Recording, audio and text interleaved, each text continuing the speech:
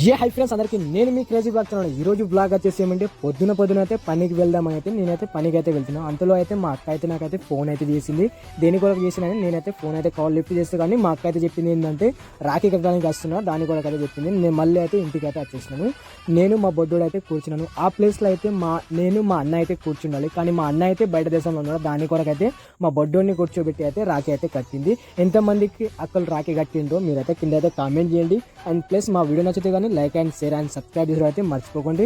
మీ అక్కలకి ఏం కట్నం పెట్టిండ్రో కింద అయితే కామెంట్ చేయండి. అక్కడ నుంచి అయితే మా అక్కని తీసుకుని అయితే సీదా నిర్మల్కి అయితే వెళ్ళినాను. ఎందుకు వెళ్ళినాను ఈ వీడియో అయితే ఫుల్గా చూస్తేనే మీకు అర్థమవుతుంది. మేము వెళ్ళాక అయితే నారాయణ రెడ్డి మార్కెట్లో అయితే వెళ్ళినాను. ఒక్క వెహికల్ కూడా బిజీ అయితే కనిపిస్తలేదు, ఎందుకంటే ఈ రోజు అయితే ఆదివారం కదా, దాని కొరకు అయితే ఒక్క వెహికల్ కూడా కనిపిస్తలేదు. మేమైతే సారీ కొనడానికి అయితే వచ్చినాము. ఎందుకు సారీ కొనడానికి వచ్చినామంటే మా నాన్న అక్క చెల్లెలు అయితే 4 అయితే ఉన్నారు. దాని కొరకు అయితే మేమైతే కట్నం వేయడానికి అయితే సారీలు కొనడానికి అయితే వచ్చినాము. వచ్చాకైతే 4 సెలక్షన్ అయితే చేశాకైతే ఒక్కొక్క చీర ఎంత పడుతుందో కింద అయితే కామెంట్ అయితే చేయండి. తర్వాత అయితే నేను ఎంత పడినో నేనైతే కామెంట్ అయితే చేశాను. అక్కడ నుంచి అయితే మేమైతే మార్కెట్కి అయితే వచ్చేసినాము. ఎందుకు వచ్చినామో ఈ కూరగాయలు తీసుకోవడానికి అయితే వచ్చినాము.